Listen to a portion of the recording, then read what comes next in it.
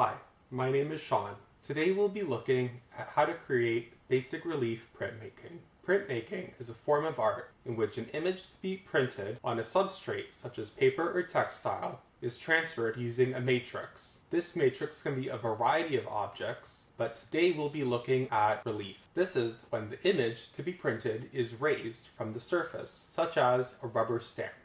Using basic principles and elements of designs, we can carve away portions of a block in order to create a print. In relief printmaking, printing ink is rolled on the surface of a block with a brayer. Paper is placed on the surface, then pressure is added using a burnishing tool, such as a wooden spoon, a baren, or a printing press, to allow the ink to transfer onto the paper. The resulting image is a mirror reflection of the block. Today, we'll be going over the safety, techniques, and tools and how to create a relief print.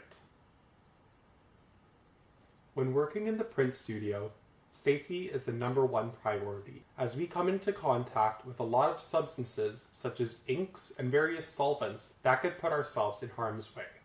Some of the basic things that we use to protect ourselves include a pair of disposable gloves. These are great as they create a barrier for the ink so that it doesn't create irritation on our skin. Aside from a pair of gloves, an apron is often important so that inks and other solvents don't get on our clothes. When doing relief printmaking, one of the most important tools that we have to use are what's called a lino cutter. Don't be fooled by the small size of it. These tools are very sharp. If not used properly, you could cut your fingers or even worse. When always using a lino cutter, it's important to keep one hand stable behind your lino cutter as you carve your block. When it comes time to rolling on our ink, we have a brayer. This tool is used to deposit the ink and roll it onto our block. Another set of tools to have on hand are a set of pencils and markers. I usually like to use a dark soft lead and Sharpie markers, as I could sketch out a design on drafting paper, like so, and then use it later to transfer an image. When it comes time to rolling out our ink, I like to use a glass plane, as it's really easy to clean up with soap and water. If you don't have access to a glass plane, another great alternative are disposable sheets of palette paper. Taped down, these can create an effective tool for depositing ink onto our block. Of course, one of the most important things that we'll have in relief printmaking is our linoleum block. This block is really easy to carve rather than traditional tough linoleum, which is a great option for beginners and even professionals. Lastly, to transfer our image, we need to use relief ink. Relief ink is often thicker than regular ink, and it allows for a more tacky consistency when rolling onto our block. Now that we've covered safety and tools, let's cover techniques and the step-by-step process for creating a basic relief print. The first step in designing a lino cut block is drawing a composition. I've gone ahead and drawn a pretty graphic skull here. As you can see, it uses mostly dark lines and outlines. I've also added some textural elements such as lines around the edge of the skull, as well as within the eyes. This can later be carved out to add some gray or tonal value. While some artists prefer to draw directly onto the block, using tracing paper as I did is just as fine. After drawing the design, it's important to realize that this image will be a reflection onto the block when printed later. What's helpful to do is often take a dark soft lead, as I have here, and to color in the dark sections that will be printed. What this allows us to do is create a graphite layer that will be pressed and allow the image to be transferred onto our block.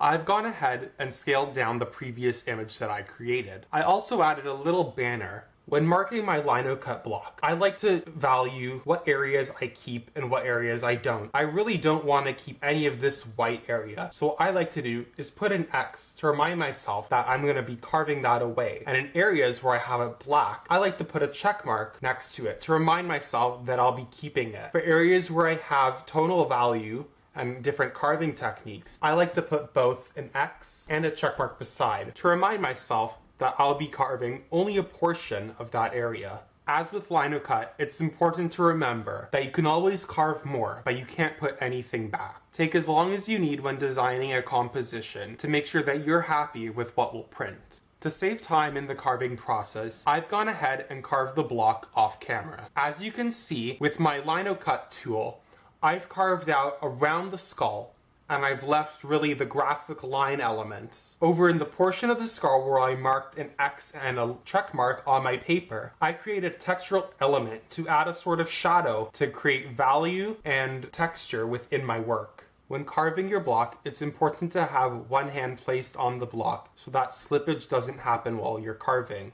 It's always important to carve away from you, never towards your fingers, as this can be dangerous. If you need to change the direction, rather than turning the tool, it's more helpful to turn the block and then carve with the grain.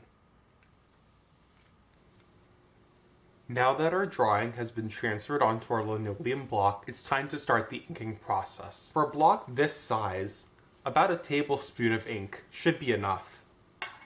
Using your palette knife, scoop and deposit about a tablespoon of ink onto the center of your workspace.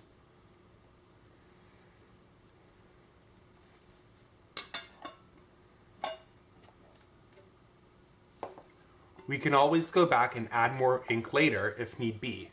A good rule of thumb for rolling out your ink is to make sure that your ink square is no wider than the length of your brayer. So I'd be making a square about 3 inches. By moving back and forth, you can deposit just a little bit of ink onto your roller.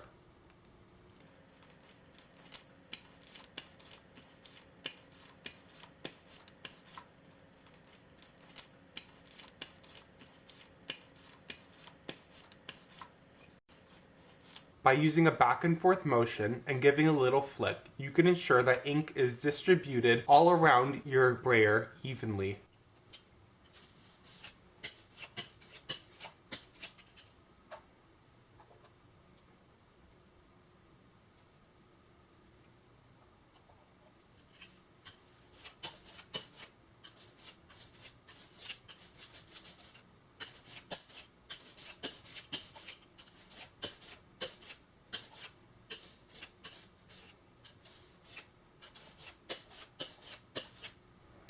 As you can see, my brayer has been fully coated with ink.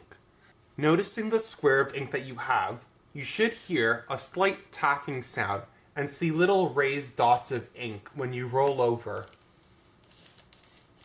It might take a few passes over just to get the right consistency of ink. Now it's time to start the inking process. By placing your brayer over the linoleum block and moving over in one motion, you should be able to cover the block entirely. It might take a few inkings and a few passes over your block to ensure that your block has been coated sufficiently.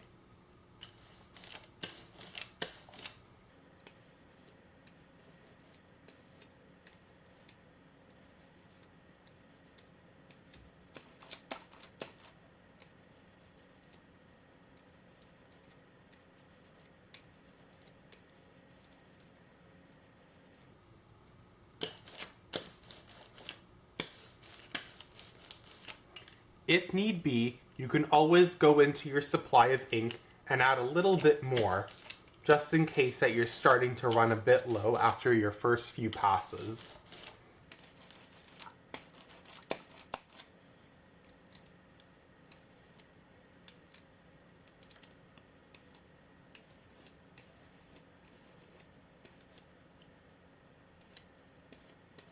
Now that our block is fully inked, it's time to create a proof. This is sort of a test print to make sure that we like everything that we've done so far. I've cut out a sheet of newsprint, about the size of my block, to print. Newsprint is great because the ink absorbs really quickly onto the surface and doesn't take any preparation to print. To get my first print, I sort of do a rough registration over my print to make sure that it's laid on top properly.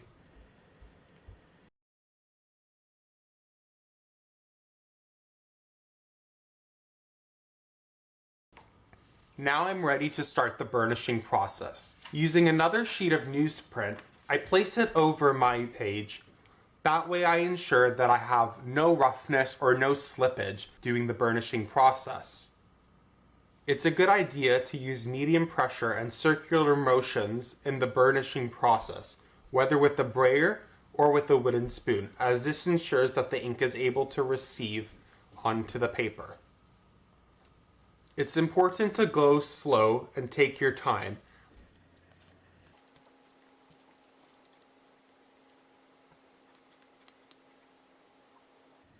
Now that our print has been fully burnished, it's time to lift the print. Starting from one corner, carefully and gently and slowly lift the print up to reveal the design. As you can see, this is our first print. It is a mirror reflection of the block. The inking isn't so bad, but that's okay because this is a proof and we're just testing to see how our inking is. Now that we've proofed our block, we can start to do a more finished print.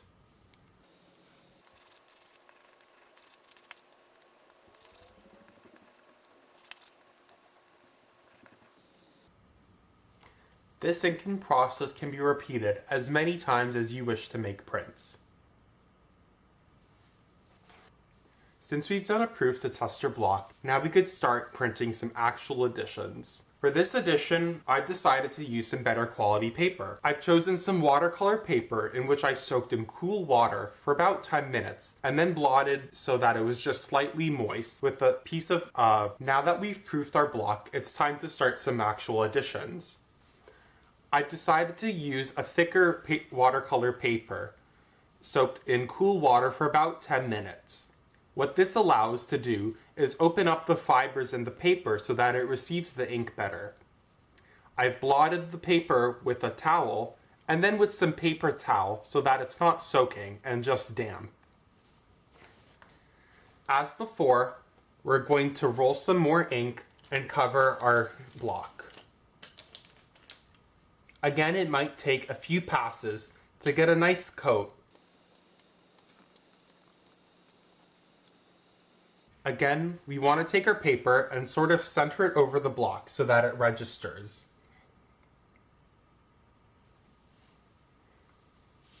Placing an extra sheet of newsprint over, I create a barrier between the good printing paper and the brayer so that we don't create any smudge or shifting during the burnishing process. As we did with our proof, medium pressure and circular motions will ensure a good pressure to print.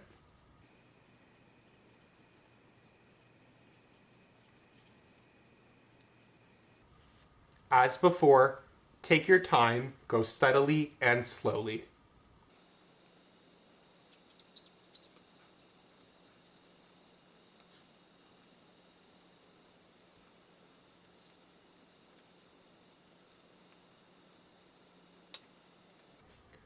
When you think that you've completely burnished every area, it is time to reveal the print. From one corner, pull slowly and lift up your print.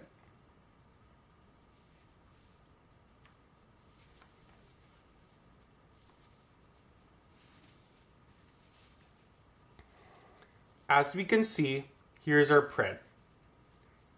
It's a little bit dodgy in some areas where there might not have been as much ink to cover the block, but that's okay. Often in the edition, we create as many prints as we feel necessary.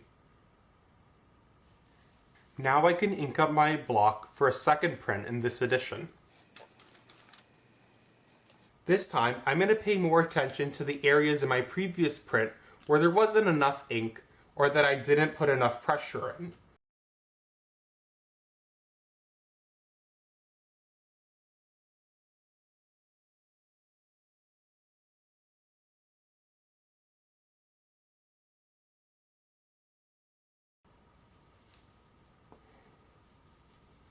Sometimes I like to replace the old newsprint that has started to absorb a little bit of water in the burnishing process with the new newsprint. That way I can ensure I still keep the same steady pressure and circular motions without shifting my print during the burnishing process.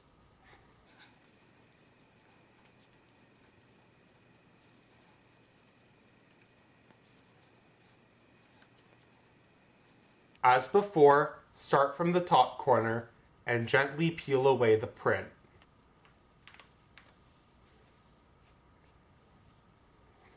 This is the second print in the edition. We keep making prints until our edition looks satisfying to us. Now that we've finished printing, we're ready for cleanup. Any excess ink that hasn't been used over here can be put back in its original container if it hasn't been contaminated with other inks. The remaining ink which has been rolled out can easily be cleaned up with a bottle of soapy water. This water can then be wiped away with paper towel or a rag.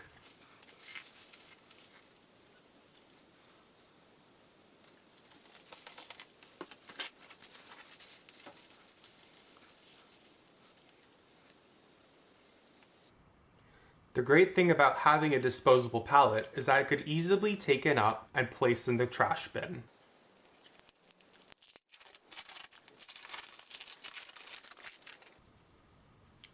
To clean the brayer, the roller can be removed from the handle and cleaned over the sink with soapy water like the ink. Cleaning the block is also relatively simple. Give it a spray with soapy water and then wash out the ink from the block.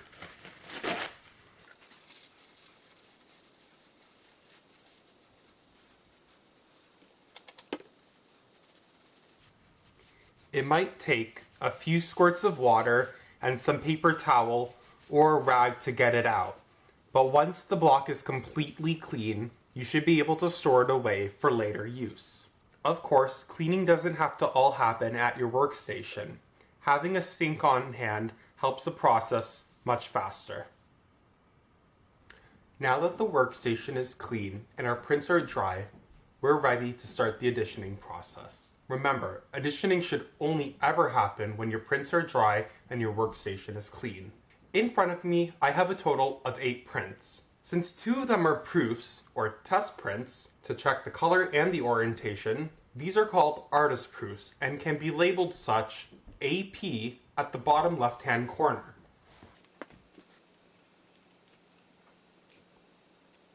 The other 6 prints, which are my editioning prints, can be labeled accordingly 1 out of 6, 2 out of 6, 3 out of 6, and so on the same left-hand corner as I did.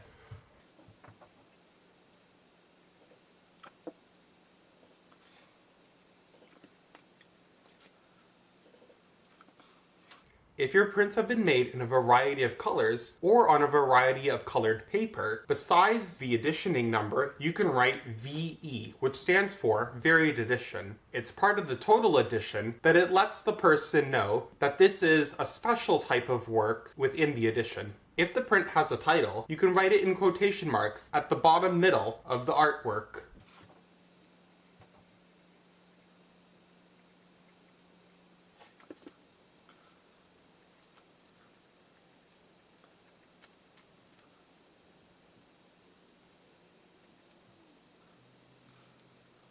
Lastly, sign first your name and then the date, month, /year on the bottom right-hand corner of your print.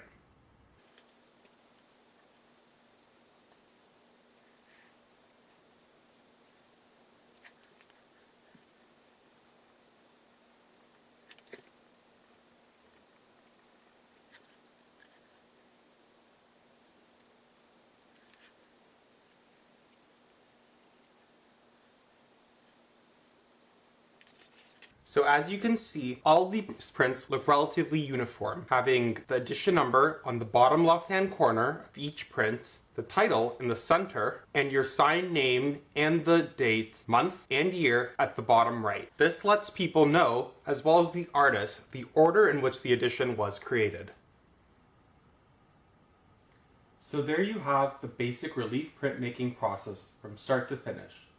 Again, to recap, this involves designing a composite for your block, tracing that image onto your block, carving the block, inking it, and then printing your papers. Finally, lastly, cleaning your workspace and creating your editions. This is just the basic process for creating a lino cut relief. Of course, Feel free to experiment with different colored ink, different textured paper, and even different colored paper. You can even try using fabric relief ink to print on textiles like canvas and cotton t-shirts. The possibilities are really limitless. This was Basic Relief Printing with me, Sean. Happy printing!